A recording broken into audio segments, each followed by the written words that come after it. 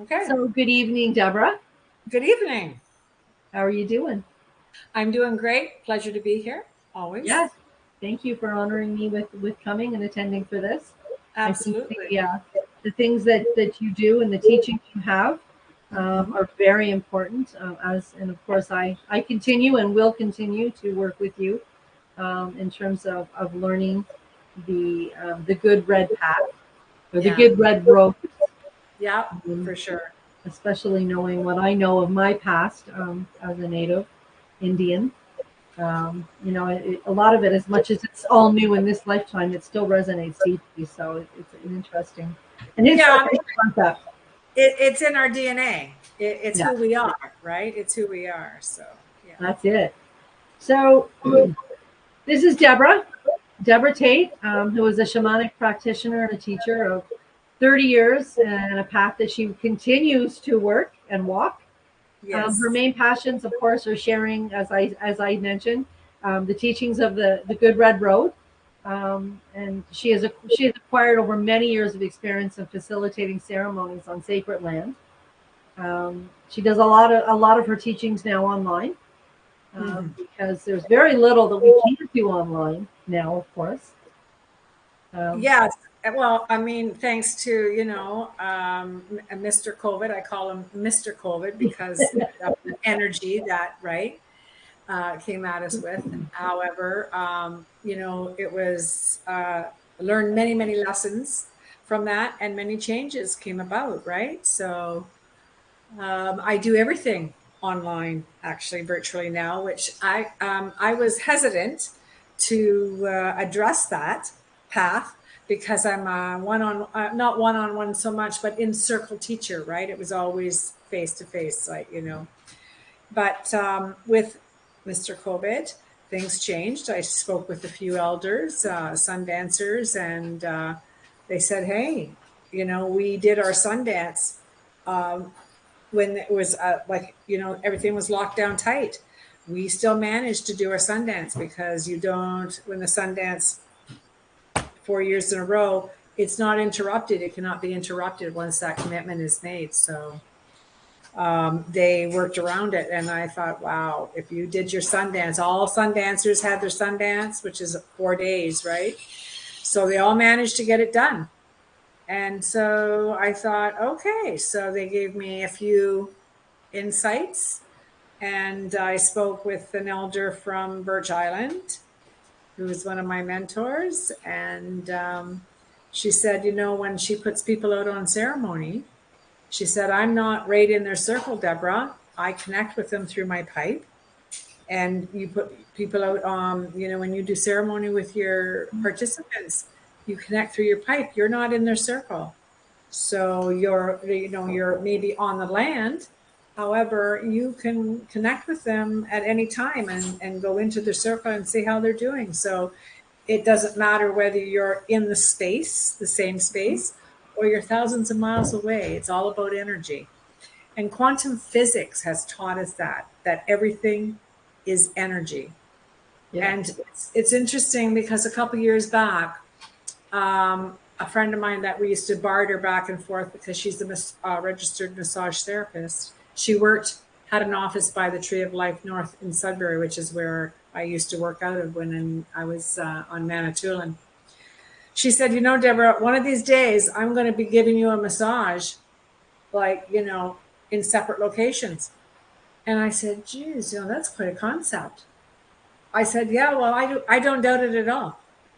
And now we're starting to do our work virtually, like when I teach my shamanic practitioners year long, we do our extractions virtually, they're on Zoom platform, our soul retrievals, and to have the feedback from the participants saying like, oh my gosh, I felt everything. I felt your energy. I felt, the energy leaving, the extraction happening. When, we did the soul retrieval, and the format that we do the soul retrieval with and in, they were amazed because some of them were a little trepidatious, thinking that this was going to be done virtually. How can you do a soul retrieval when you're not right there in the same room as the client. And so now they just walked away with a much different concept of what is possible, right? Well, and So, I remember that. I mean, I've taken the year-long practitioner's course with you. yeah, And it really was no different. All of the work that we did, the connections, that we connected with on the other side, and yeah, the helpers and the beings, and I mean, it really was no different. And I mean, most people should be able to wrap their head around the fact that if we can do Reiki long distance, and people feel it and everything, then why not this? It's universal. Right? exactly. It's Yes. universal. It's not just a physical thing happening. This is an energetic thing, and energy really has Yeah, no limitations, correct? everything is possible. There's no limitations, there's no boundaries. It can all be done, right? So, I mean, I embrace that because I say at first I was like, wow, how am I going to do this? I I have to, remember you talking about that with our course. You were like, right? okay, this is newer to me, so bear with me. Yeah, I had to wrap my head around it. And that's why, when I went back to Canada for that short time, 5 or 6 weeks, to kind of, change my business into virtual, I really needed that guidance from the elders. And so, as I say, the Sundancer said, oh, hey, we managed it. And, the elder from BI said, like, oh my gosh, Deborah, you know how to do this. So and as I did completed my doctorate, it was like, yeah, that's what quantum physics has taught us, that we can do everything, right? Like long distance, virtual, as you say, Reiki. We've been doing Reiki for, my God, I've been doing Reiki for 25 years, right? And long distance Reiki, duh. So if we can do long distance Reiki, why can we not do soul retrieval and extractions? And See, and I remember being on the same thought that you are around the time of COVID, because I always said I would never teach Reiki to do the attunements online. I always said, I'm not doing that. It just doesn't resonate with me. I'm doing the same thing. the beautiful thing about it that I feel is I have students in India. I have students all over the world. And Exactly. had I, maintained and struggled and said, no, I'm not accepting that change, I wouldn't be, sharing the medicine like I do, the teachings. I wouldn't be offering, my what's on my website, which because you created. Um, so I think about that and I think, wow, like I'm really glad, I feel blessed that I accepted what we were given. I didn't struggle at first. I did struggle with it, Mhm. and as I say, and then seeked out the guidance, and then it's like, yeah, like I can do this. Of course, I can, right? So, and now So, I love it. yeah, no, exactly. So, give us a little bit about you in terms of getting started doing what you do several years ago. How did you all of a sudden go, aha, this is what I'm doing? Okay, very nice question. So, um, almost 30 years ago, I still have a dear friend, Anne, and she was studying Gestalt therapy in Toronto Okay. at an institute. So we decided to have tea. I lived in London, Ontario then, in Wortley Village, if anybody knows London, just Wortley South. And so I met her down in Wortley Village and at a tea house, and we were sitting having tea and talking. And she was talking about her Gestalt therapy training, da da da da da da da, and her instructor, Jay Trokinskaya. And she said, yeah, and Jay also teaches in the shamanism year long, da da da da da. And I'm like, what? What did you just say? And she said, well, Deb, what do you mean? What did I just say? I've been talking for the last 5-10 minutes. And I said, yeah, but you just said a word. I couldn't even repeat the word. I said it started with S or sh. And she's like, what? She's going back thinking, what she had said. She went, you mean shamanism? I said, that's it. I said, what is that? And she said, I don't know. I said, well, I need to find out, because it just hit me like an arrow, right? I had no idea what it was, yet I knew I needed to follow that. So she goes, well, I'll be going back to Toronto next week. I'll talk to Jay and find out, like, get you the information. So we connected, of course, again. And she said, well, they're having an open house, in August, near the end of August. And I said, well, okay, I'll be there. So I made the trip to Toronto. And as soon as I walked in, I knew I was home. And they gave us the synopsis of what the year-long program was like. I mean, I ended up being there for 12 years. Okay. No such thing as a year Year long. right? And so 12 years later, but it was like, okay. And I actually had just finished a 27, year marriage. So I was looking I knew that the change was coming. I didn't know what it consisted of. So I was seeking and looking and searching.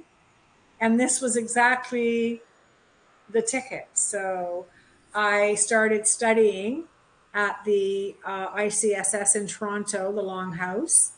And as I say, I was there for 12 years. And I took everything they offered. So I was in Toronto 4 to 5 nights a week, coming home at 2 or 3 in the morning. I was teaching English as a second language teacher. And so I was getting up like at 6 o'clock in the morning because I would be on campus for my 8 o'clock class. I finished at 1. So I'd go home and pack for Toronto and head off to Toronto because I was doing, the healing team. I was doing the shamanic counseling and healing therapies. I was doing karate out of the institute. I was invited into a woman's Ravens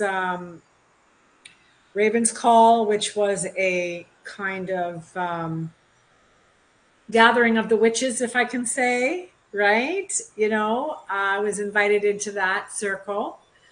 So I was there almost every weekend. So I was spending incredible time in Toronto. I can't even imagine the miles, right? But it didn't matter. I was just so thirsty for the knowledge and experience that as I say, I took everything they offered. And I couldn't quench my thirst or my hunger, right? I know that feeling. Yeah.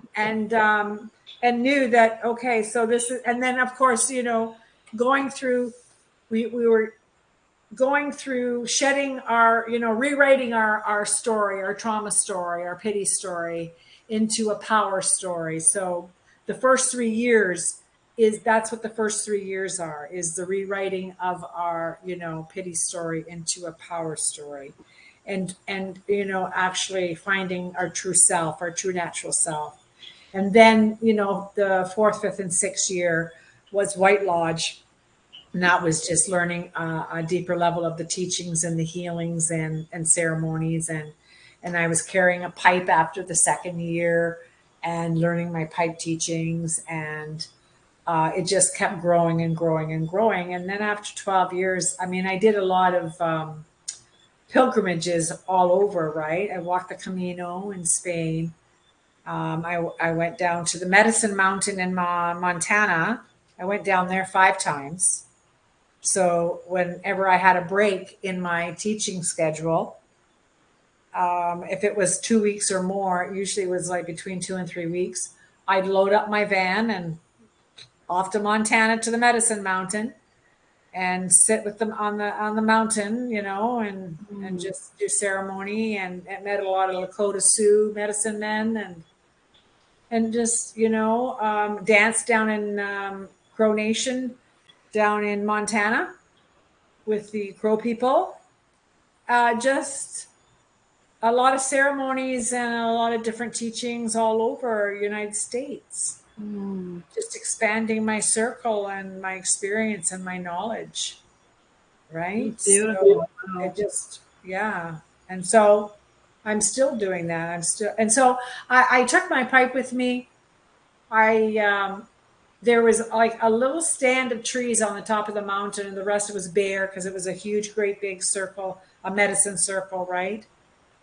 That had been built like years ago by the different tribes that used to go there for ceremony and their sun dances. And I walked into this little stand of trees, and right there was a huge buffalo skull. And I went, wow. Oh. So, you know, yeah. And so, the buffalo is my spirit keeper. And I knew that I was like, in the right place, because I'd been struggling with, whether to stay in the longhouse or to venture out on, because I had been teaching already for 10 years, or venture out on my own. So I, did my pipe and spoke with the pipe, and the pipe said, yeah, it's time to leave. So that's when I ventured off from the longhouse and started on my own, and started the Nagua Healing Center in London and taught there. And then I made the move to Manitoulin Island and changed my business name to One with Nature. So still walking the red road. And, after a certain time of, teaching. So, I mean, I still have my teachers, my mentors. And then that we have the responsibility and accountability to set up our own ceremonies to keep pushing our boundaries and expanding our circle outward, right? Hence, walking the Camino, right? Going into, just jumping on a plane and heading to Spain and going, wow, what am I doing here, right? So, spending 33 days walking, this pilgrimage, which Oh, was really powerful. there are And no coincidences, Deborah. no, not one, right? Not one. And just Ever. divine intervention each and every day. And it just kept growing and growing and growing. And it's such a beautiful thing, right? That's beautiful. Yeah. So that's my intro into shamanism. And it's And then, been 30 years. yeah, with doing the past life regression, seeing myself, and then, my teacher's telling me this isn't your first kick at the can, which is why, when you were sitting having tea and the word shamanism was said, it was like, what? It's like, Pandora's box opened, and it was like, okay, right, I gotta check this out. Well, And and I that, mean, I think as I said when we were talking, earlier, it was one of those things where the same thing happened to me back almost a decade ago, yeah, right? And I told you that came about. It was like shamanic journeying and a few other things when it came up. I don't know if it was the Shift Network, whatever it was, with Sandra that, Engelman. that's the shift network that Sandra works with. Yeah. Yeah, and Yeah. I dove right in. I didn't question it. I was just like, I just have to. This is calling to me. I gotta check this out. Yeah, So for sure. same thing. And Sandra is the one that I did my teacher training with. So, right, she's the one I took my, shamanic teacher training with. So that's the last training that I've done since I've been here in Antigua, right? Right.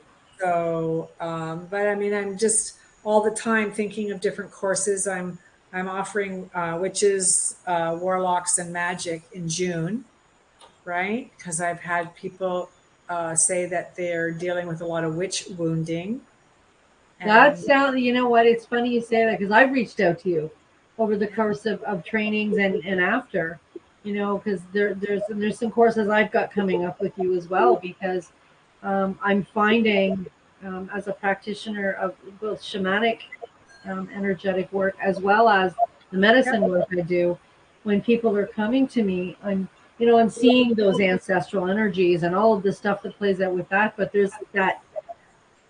there's still something there. And when they're expressing what they're feeling and what's going on, you kind of go, okay, yep, there's a little more here than just the devilish energies that we sometimes yep, encounter. yep, So yeah, most definitely. Yeah, yeah.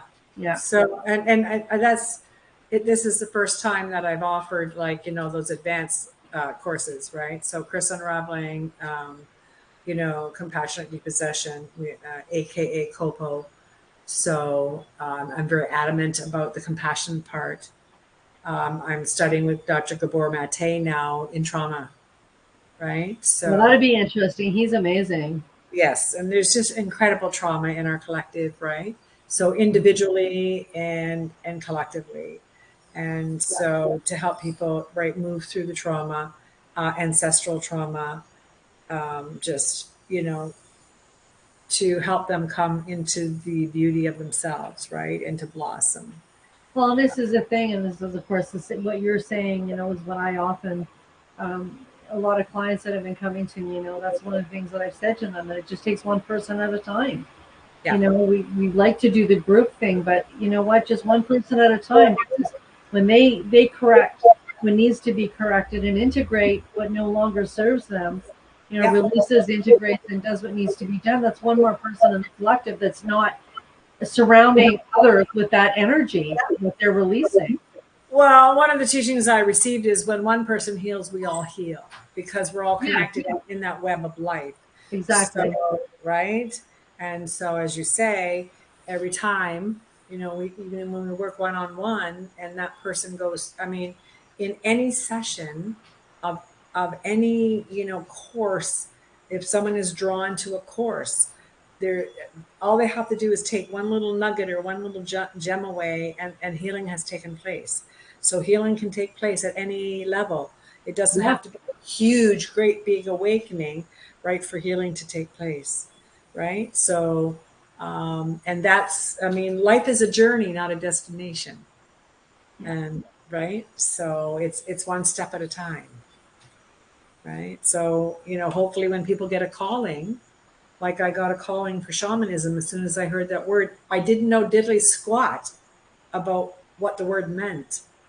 Yeah. However, I was same with me. It's amazing how, and the same thing. Like there's a lot of similarities, like you're saying, because I too have had, kind of the same thing as, you know, no shaman. I would never be a shaman, you know. But as it turns out, the same thing. In every lifetime, I have been a healer, yeah, maybe considered shamanism, whatever it was considered in every lifetime. That's what yes, I as well have done. yeah, Right. for sure, absolutely, yes, right. So it's quite interesting how that works. So tell us a little bit about the curse and thought forms unraveling. What maybe a little bit about what it is that does to help. So, well, cursing is very common actually in our collective. It's more common than people would like to believe. Words are Okay. very powerful. That's what they don't understand. Thought forms are very powerful. We don't Yeah. even have to put words to it. Words empower the thoughts. So that's why it's curse and thought form, right? Unraveling, because we can curse someone through our thoughts. There are people that are paid to curse in our society today. So I mean, businesses, politicians, Yeah. people of power are cursed on a regular daily basis, right? So cursing, can be very detrimental to somebody, can cause a lot of grief and much disaster to, a person and or family. I mean, when I think about curses, I think about the Kennedy family, Mm. right? What's All the way down the family, right? So that's a lineage that has been cursed. Yeah. So with curse and thought form unraveling, and it's easy for us to curse ourselves. That's very common for us to curse ourselves. Oh my God, I'm so stupid. I could never do that. I will never accomplish that. So, basically I've diminished myself. I've cursed myself. Right. So, and as I say, a lot of people don't realize, they're cursing people. Parents curse children. I mean, siblings curse each other. And people say, well, it's only words. But as you just said, words are very powerful. Words can empower a person or disempower a person. So, what we do is we, do through shamanic journeying, we meet our helpers with curse and thought form unraveling.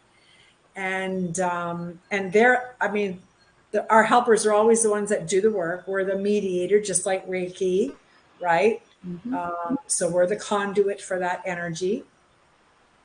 So they go into that space, the shamanic journey, and they confirm, if there's a curse, what the originality of the curse is.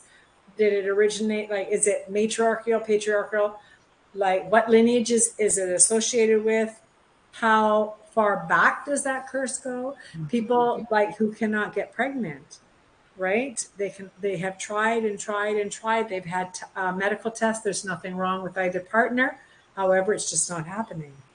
Well, sometimes they go to a practitioner who works with curses, and maybe down the lineage, the women were cursed. Mm-hmm. And that's exactly how it can happen. So that was a really, I taught that. I've only taught that once, I believe, so far. I've had requests for it. But it was really, really, I so enjoyed it. I mean, I took it twice myself from I think different. I even requested it of you back a year ago. I remember saying to you, you said, well, I thought about it. And I said, no, don't think about it. I have a lot coming to me right now, and I really would love this teaching going forward. Yeah, and it's a 3-day course, right? Mm-hmm. So yeah, it was a very powerful course, actually. And I so enjoyed teaching it. And the participants enjoyed it and went like, a lot of aha moments. And I'm sure they're going to, integrate it into their shamanic work. Oh, I would think so, especially right now. Yeah. Yeah. Like, so, yeah, I mean, buildings can be cursed, land can be cursed, ancestors are cursed. So we just did like the whole lineages, right? And so, and I'm people looking forward to it. I missed that class, but I will most likely be in the next one because I really. Yes. And I'm not sure when I'm going to offer that yet. I'm not one to teach a lot during the summer because people are so busy with holidays, children, so on and so forth. That's why the witches, warlocks, and magic is before the children get out of school, right? And then it's nice to have that family time. And I'll start full force again in September, right? And so I'm, as I say, I haven't set a date for the curse and thought form unraveling yet, again, for the second time, but yeah. So, I mean, that'll be posted on my One with Nature Facebook page. Yeah. Yes. So that kind of I got thinking about when we were talking about that. Kind of led me into talking about the karmic cord, the cord cutting, because of course, again, that can be. Lately I've had a couple people. One was a husband and wife. The wife was passed. I never had this happen before. I went in to pull the cords, and I was just going in to check to see. Mm-hmm. And let the person know yay or nay, and she did it to me right there and then. It was like boom boom and it was done. I was like, wow, that was crazy. But I'm also, I've had a few people coming to me now that have these cords that are attached to people from different lifetimes. Yep. Relationships.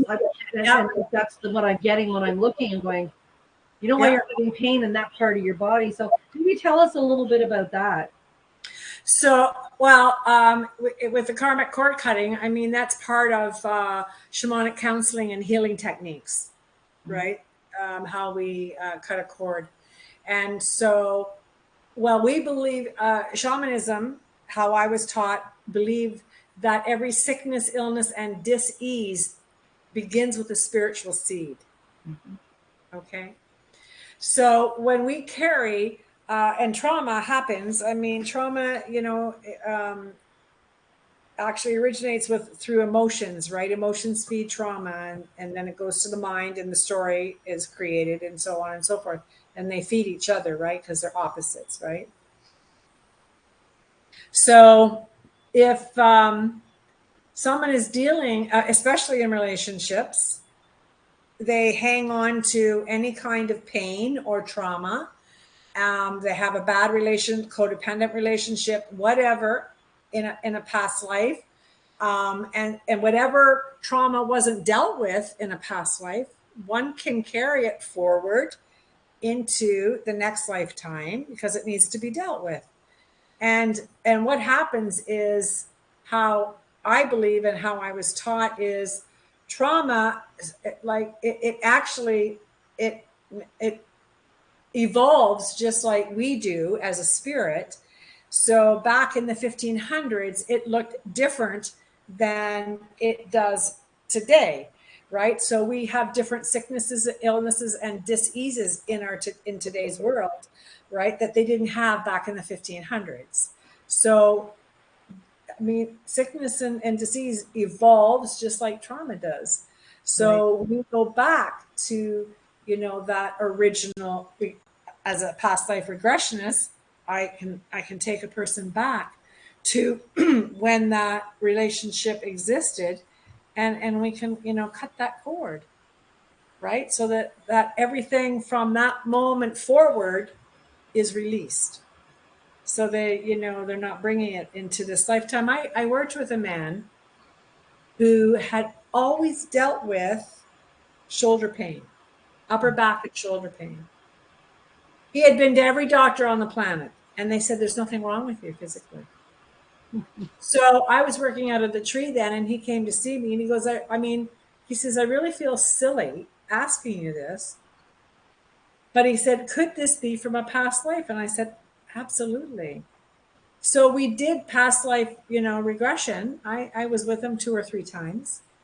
And he went back to the lifetime where he was a soldier, and he was killed by a bayonet, and he was killed, right, and it pierced his upper back and his right shoulder blade. And he had carried that pain through 3 different lifetimes into this present lifetime. Yep. Until when I went back, right, we dealt with that. And so he didn't have to bring it forward. It was released. And like he contacted me, I don't know, 6 months later, 8 months later, and said, the pain is like almost completely 100% gone. I haven't done anything except for I have embraced the work that we did, because I felt that in my own spirit, right? And I was glad that, you kind of confirmed it for me, and we did the work we did. And I had, I've done that with several different people, and a lady who had problems with her legs. I think they call it, is it shaking leg or something like that, where their legs go into like a tremor. Okay. And you can't stop it, right? And it usually Is that like happens. a neurological type thing, or? Well, no, actually, in a past life, her legs had been cut off from the knees from a farm accident. So we went back into that lifetime where that happened, so that she dealt with that trauma, and she didn't have to bring that pain and story back forward into this lifetime. So there's so much work that can be done on so many levels. So, I mean, cursing is the same thing, right? We go back to the lifetime when the curse originated, and we unravel that. I mean, it's not me. I'm, the conduit. Yep. My helpers actually do the work. Unravel the curse, right? And we deal with it once and for all.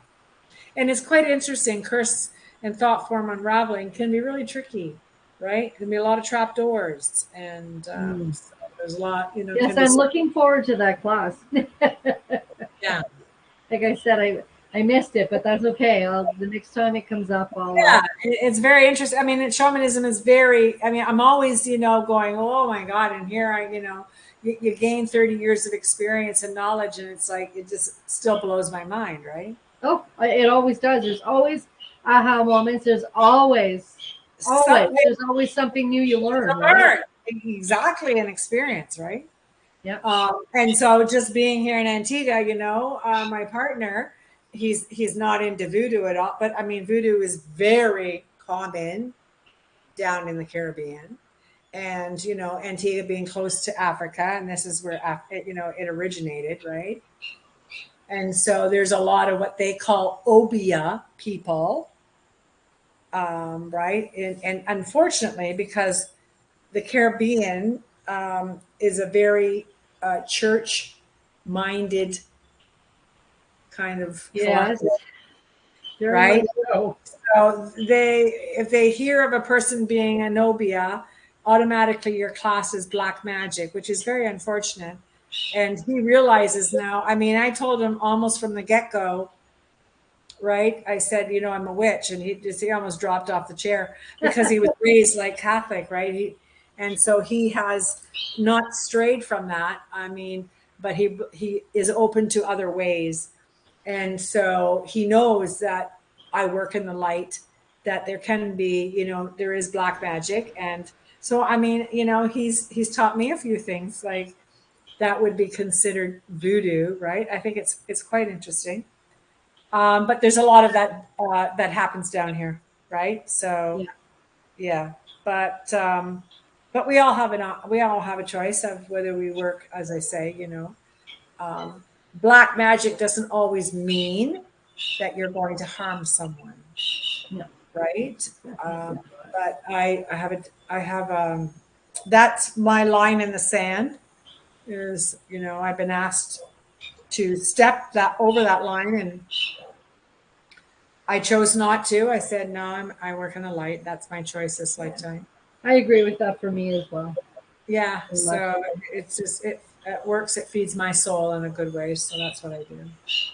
So what about, let's say, I'm trying to think. So what about healing the sacred circle? Can you tell us a little bit about that course that you teach? Yeah. So healing the sacred circle is more of a personal, you know, self-development course. So it is learning, as the first 3 years of the Longhouse, as I say, was healing the sacred circle.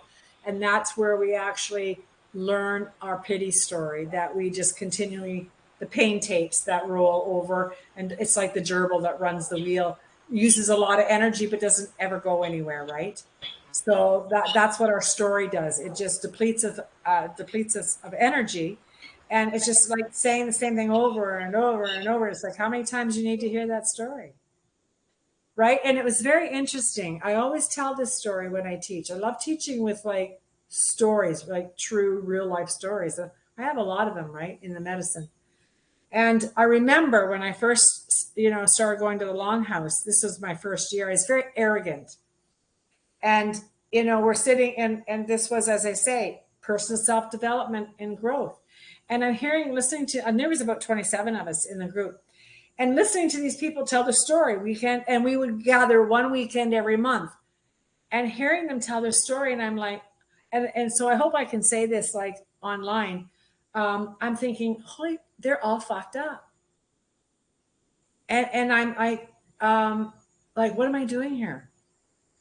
And then realize that everybody has a story, including me, right?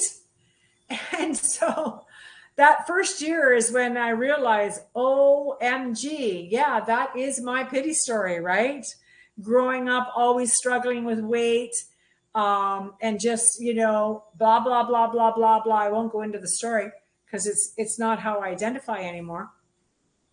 But that's healing the sacred circle is reframing our pity story to a power story.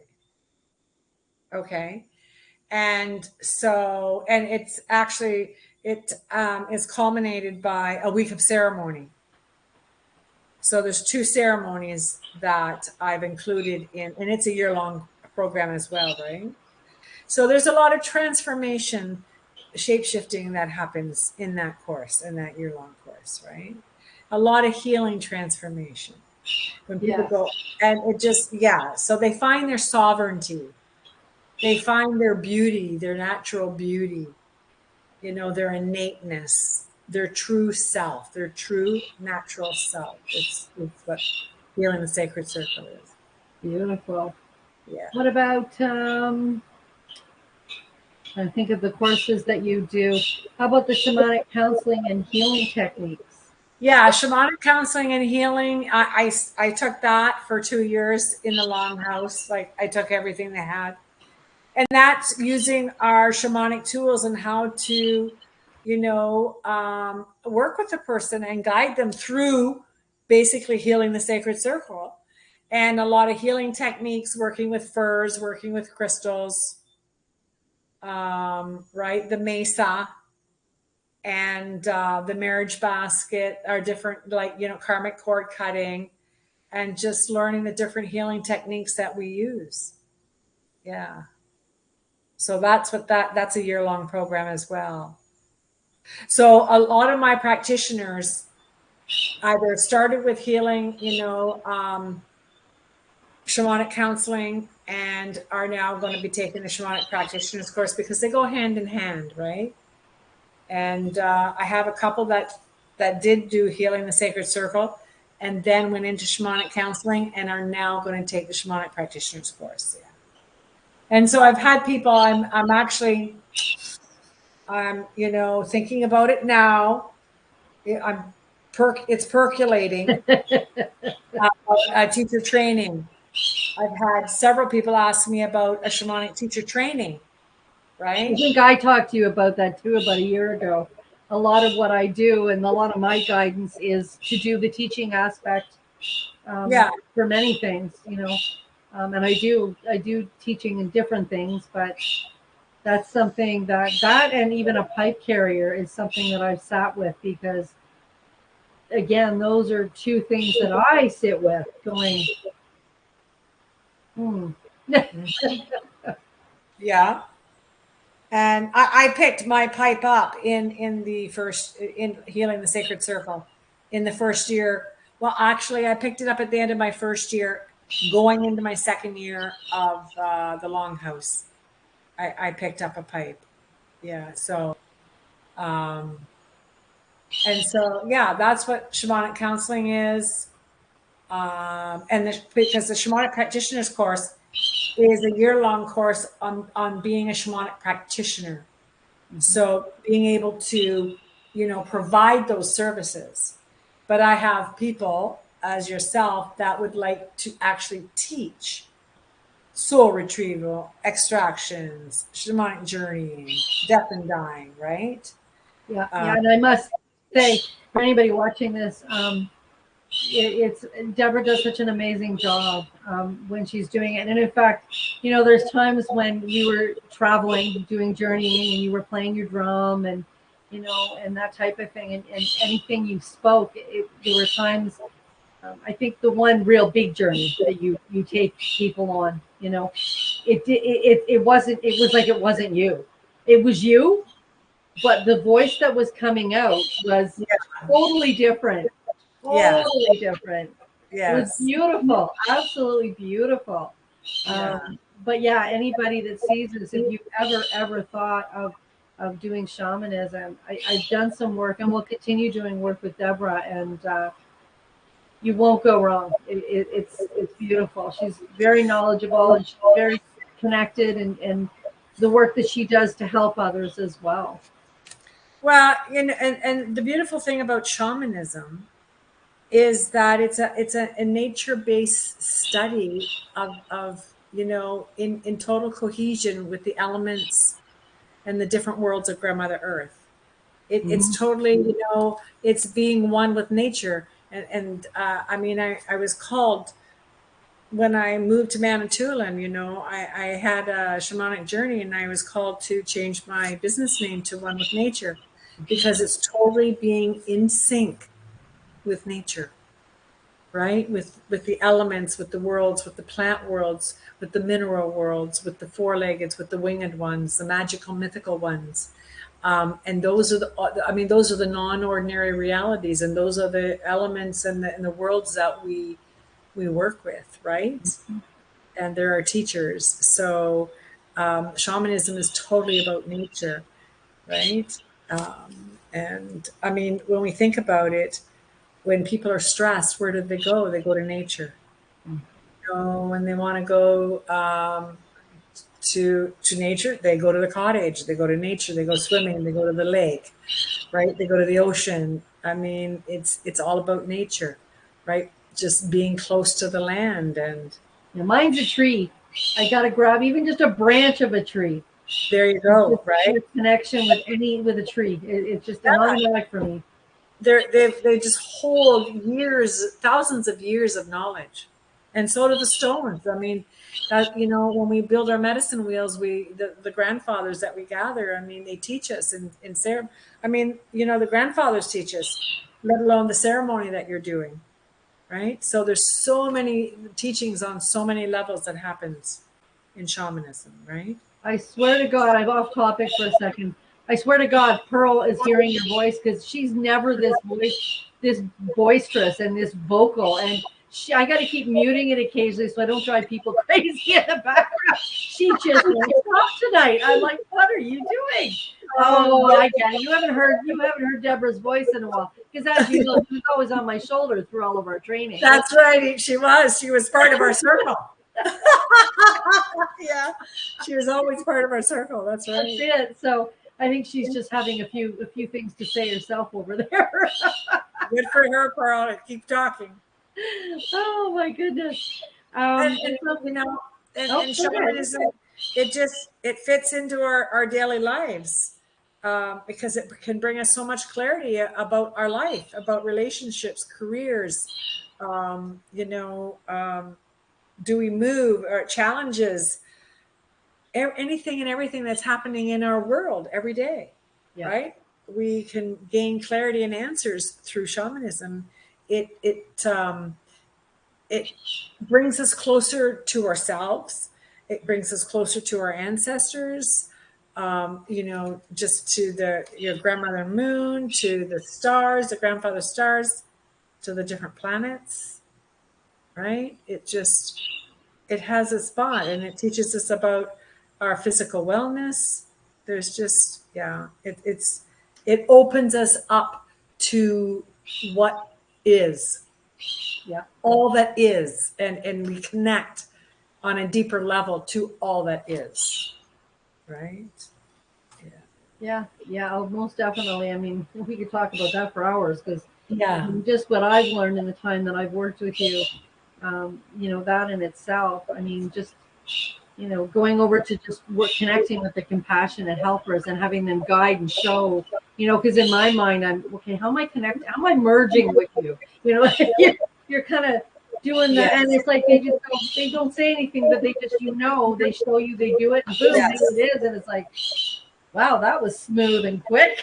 Yeah, I know it's so beautiful, right? It's amazing. Yeah, you know, absolutely. Now, what about your circle of animal allies, the spirit animal retrieval? Oh yeah, and you know something, I'm going to be offering. I keep thinking about, you know, different things that I can do. So, what I'm going to work with that is, well, when I'll talk on that right now. When we incarnate with a circle of allies. So 4-legged and winged ones, magical, mythical ones. And we have 8 around the 8 directions, 4 cardinals, 4 non-cardinals. So we walk with 8 animal allies, and we have a power animal. Right. So the power animal changes every lifetime because it actually represents our spirit for that lifetime. And we journey for our power animal, a lot, right. Which has been with us since we incarnated. And a lot of times people go, wow, I always thought about, you know, a gorilla. I always had a kin to an elephant and didn't know why. Always. And so they, you know, they get glimpses of that power animal throughout their life until hopefully, you know, they're able to do a journey and actually meet that power animal, right? Mm-hmm. And that's why, you know, people are never alone, because they actually walk with a wheel of allies every day, right? Let alone ancestors. So what I'll be offering is to actually journey for your wheel of allies. And there's a teaching that I give, and to journey for your power animal, and to actually make your shield, your power animal shield. So that's going to be coming up. I mean, who knows when, right? Because I think of all these things, and then I look at my calendar and go, oh, okay. So, well, you had a book you were writing as well. Have you been able to complete that? Oh, well, yeah. I've actually, what I've got done on my book so far is like, I'm so bad, right? Well, we were talking about that. I'm not. Mine's sitting there waiting to be completed as well. So I relate. You know, I got the name on the Camino, right? And I was told on the Camino that I've already written the book. I mean, this was one of the, you know, divine intervention. And so I'm supposed to be searching this book out. I think it's easier to rewrite the book than search it out. But I've got my kind of my chapters lined up, right? And so that's that's what I've got done on my book so far. So in my spare time, as if. Well, I was going to say, when is that? Yeah, exactly. So when I look at my calendar, it's like, no, you don't have any spare time for the next 10 years. So I hear you. Like I said, I'm in the same boat, you know, like mine's written though. I've got the introduction. I've got all 13 chapters. I got everything done. It's just now it's been to the publisher, and now I'm getting directed in terms of an editing phase. And that's where I am. And that's where I've been for a year. Same thing. There's just, it's time, right? I mean, you know, that's all I've got done. So, but that's okay, because in time, like it'll unfold in time. And so I'll sit down and just start writing. I'm still a pen and I'm still pencil and paper girl, right? So I'll write it out with pencil first before I'll ever put it in print. You know, I started that way, and I thought, you know what, it's so much faster, because I used to be in administration years ago and a legal assistant, so I actually had my typing up to 80 to 85 words per minute. So for me to go in and write versus do it on the computer, I went to computer. I was like, oh no, I can bang this off so much quicker. No. I know. Right. So right now I'm thinking pencil and paper, but I mean that, who knows, I could transition, as you say, into just go to the computer, right? So hint, it's really quick. Yeah. I mean, it's very logical that it would be that much quicker, right? It's very logical. It does. It takes the process of, you know, getting to the point you want to get to. It really takes it a little quicker than. So we're getting short here. How about we got about 7 or 8 minutes, 6, 7 minutes left. So why don't we look at, what's another one? I'm thinking of transpersonal psychology. Well, transpersonal psychology is what my doctorate is. So transpersonal psychology is spiritual psychology. So when when I finished my BA, I finished it at Laurentian University in Sudbury. And then, you know, Kelly was one of the people I befriended Kelly and another girl. And they said, well, now that you're finished your BA, like, why don't you just do your master's? And I'm thinking, yeah, why not? But I don't want to do my master's in traditional psychology. Yeah, I get it. I agree. Yeah. That, you know, I'm not one to jump through hoops. So, you know, I started exploring the different universities, colleges, and I couldn't find anything that a Canadian university could offer me that, you know, actually attracted me. So I started exploring in the States. So I actually went to a university in Florida, and I did it like long distance. But it was paper. It wasn't like online. It was actual paper. So I was, you know, sent the modules and downloaded them, and I actually had them printed. And so it took me I did my master's. It took me 2 years. And so I thought, okay, so I got my master's. So why don't I just do my doctorate? Because they suggested, when I entered my master's at this university, they said, why don't you just do your doctorate? So they said, sign up for your doctorate. If you decide after your master's you want to do it, then you're already registered. If you don't, well, then so be it. So hence, I love learning. I sit in the north of the medicine wheel as an Aquarian. So knowledge is my passion. So I just, after my master's, I thought, yeah, I'm going to go for it. So I did my doctorate in transpersonal psychology. So yeah. And so transpersonal psychology is coming at psychology from a spiritual essence perspective, which is where I bring in my shamanism, right? So that's what Yeah, that one I'm very interested in at some point as well. That has really kind of pulled me. I'm yeah, actually Capricorn on the cusp of Aquarian, so I'm very similar with yeah, that aspect of yeah, the teaching and the the yeah. learning and learning and learning. I mean, get it. I could be in you, and I'll tell you, there was, I think it was 4 years ago, I was like filling out the form to go into medicine to become a doctor. And then I'm like, what are you doing?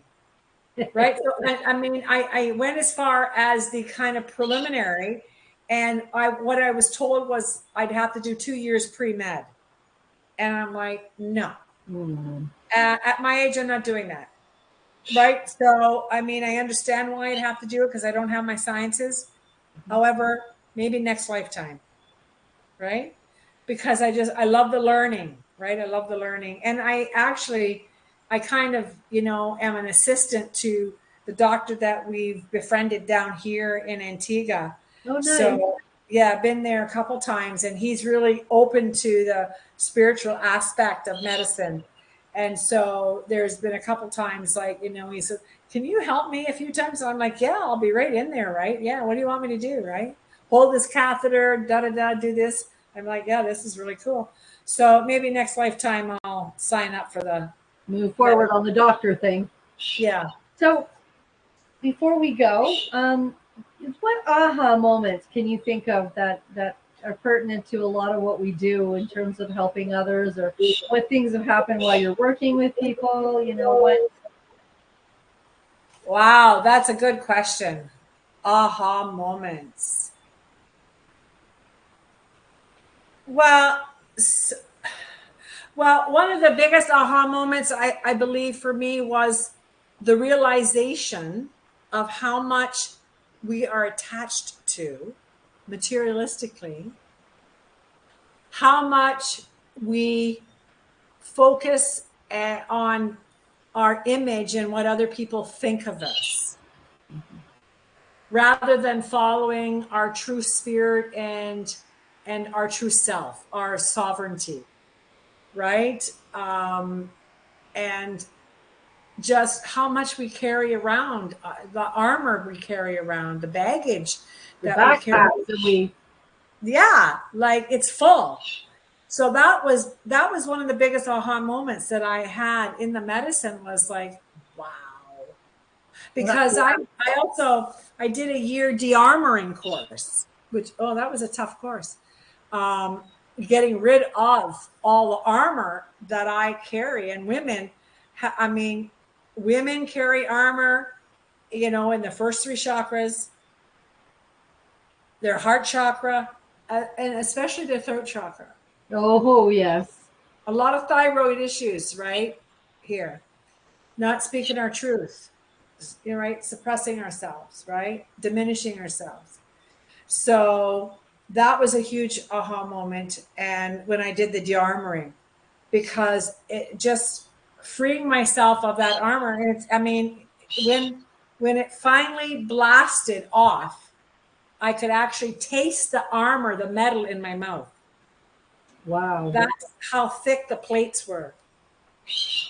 So we actually armor ourselves with our stories, and it actually, the different layers upon layer upon layer upon layer of sickness, of trauma, of story, of self-pity, of blame, shame, guilt. Yeah. Layers, those armoring, those plates of armor. And so I was like, that was a huge aha moment. Right? Yeah. So most of them came in the medicine. Right? Most of them came in the medicine. And I got them, every day walking the Camino. I had divine intervention. Your backpack carries everything, and it would become our clothesline because I was walking east to west. So the sun behind me, so it would dry my clothes. You know, you wash your stuff every night and you clothes peg them to your backpack so they dry, and then you wear them the next day, and you do laundry every night, blah, blah, blah.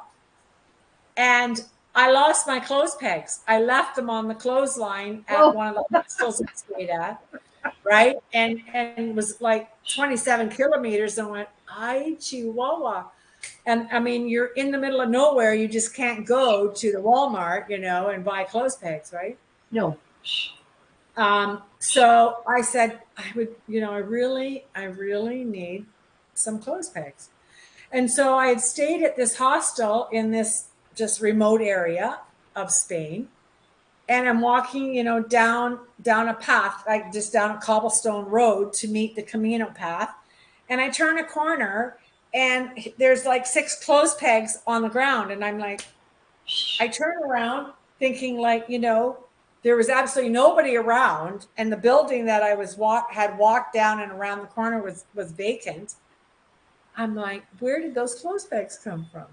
I had just mentioned there are no coincidences there, and I picked them up and went, whoa, chini witch, you know, Kishenado, right?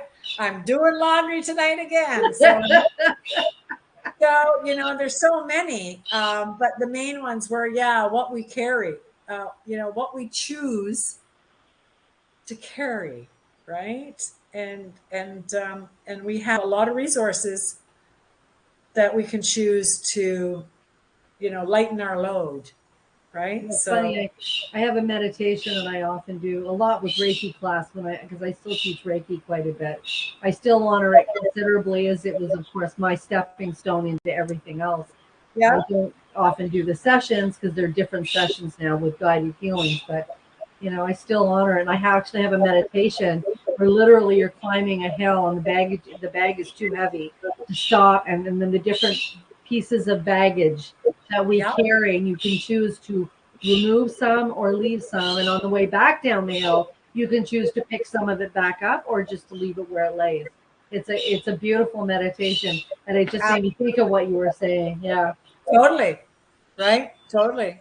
So yeah, that was probably the biggest aha moment that I had. I'm sure there's other ones. I just can't, you know, recall them at the moment. But yeah. Well, that's beautiful.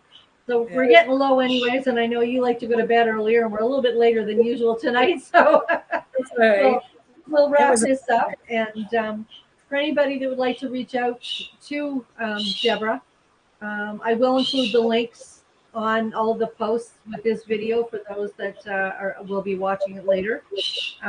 There are a couple of links to be shared for Facebook, for email, for her website. I will put those up. Look for, you can even Google One with Nature Shamanism. Make sure you include One with Nature Shamanism to be sure that you get the right page. When you go to it in the website, you'll see it. You'll see Debra, and you'll see on that page all of the different courses. And by all means, reach out to her. Yeah, there's a lot to be learned. I will be taking several other things with Debra yet. It's been kind of crazy the last year, but it's definitely my goal to continue on with these teachings. They're amazing. She's great at what she does. I feel very honored when I get the opportunity to work with you in each different course that I work with. Is there anything, last thing that you would like to say? You know, if it calls to you, I encourage you to reach out, whether it's shamanism, Hinduism, Sufism, whatever it is, right? I encourage you to reach out and learn and experience as much as you can, right? Basically, yeah. So, you know, walk your path, whatever that path is, right? Feed your soul, right? Yes. Feed your soul, because it's life's a journey, right? Life's a journey. It is, and it's always a beautiful journey, even through the not so what we think are darker times, as we had talked about. You know, those things that it's all in how you frame it, and it's how you look at it, and how you walk through that part of that path. The challenges bring us to the beauty of who we truly are. 100%, I agree. I wouldn't change a thing, right? I wouldn't change a thing. No, and that's no regret. No matter what happens, no matter what we do or don't do, right or wrong, never regret it. It's all part of the path of learning. It's true. And you know, when you say no regrets, my granddaughter freaked me out. She's an Aquarian, so I shouldn't be too freaked out. Born the day after me, right? February 5th. Oh boy. And she got a tattoo. And it's exactly what it says. No regrets, Grandma. And I'm like, oh my God. So it's like, you know, you go, girl, right? So being an Aquarian. There you go. I can't say anything. I've done it myself. I hear you. Like I said, I'm on the cusp of the Aquarian and the Capricorn, so I'm a exactly. Capricorn, but I have the tendencies on the other side too. So totally, yeah, totally. Well, it was awesome getting a chance to talk to you prior to doing this, and I look forward to coming up. I got a course I'm doing with you the end of May. Any of the upcoming courses, by all means, again, reach out to Debra or go to her website. You will see. You know, if there's a course you're interested in, it doesn't have a date, that's fine. Just reach out. When are you doing this next? And you can find out. And you just give me an idea, because you're my webmaster, that maybe we could add upcoming courses. Duh, I never thought about that. There you go. I guess we'll be talking again soon. Sooner than we thought. I look forward to it. I love when we have our conversations or little tit-a-tats once in a while. It's wonderful. Totally. It was a pleasure being here, Leah. Thank you so much. Yes, thank you. Thank you. Thank you. Thank you. Thank you to all and any who watch this and invest some time into yourself. I mean, the things that we're doing and talking about, it's not for us. It's you know, that we can share. Exactly. Right. It's for the collective. Yeah. It's, I mean, we hope our goal in shamanism is to teach as many people as are willing to learn. Right. Most definitely. So, you know, that's it. Spread the word, right? Spread the medicine. That's it. 100%. That's why I do what I'm doing with these discussions. Get the information out there, and at some point there's something or someone that's going to resonate with people, and they can move forward with things that they really, as you said, heard the word shamanism trigger. You know, these types of discussions, people watch them and the same thing. Whoa, okay, what was that? Back up. You know, exactly. Yeah, I wish I'd had that on. Yeah, so I didn't have it recorded, but anyway, it worked out 30 years ago. So it's all good in the hood. That's it. I get it. 100%. Well, love, I will talk with you soon. We'll talk about what we're putting up next and how that looks. And take care. Enjoy your beautiful weather there. We're not quite there here yet. It's been raining for about 4 or 5 days, and a little bit of hail in between. And oh wow, well, it's coming though. It's around the corner. Oh so yeah. We need the water. Absolutely. We need the rain. So it's I'm grateful. Well, so have a good care. Yes, and you too. And yeah, as you say, we'll be talking. Excuse me, swallowed wrong. All right. Well, lots of love, and excuse me, I swallowed wrong. Yeah. And we'll be in touch. And thank you to everybody that watches this. We really hope that you have takeaways. Yeah, and blessings to all, for sure. 100%. There you go. Maybe I'll see you in virtual circle. Chi miigwech. Nahao. Miigwech. Pamapi. Pamapi.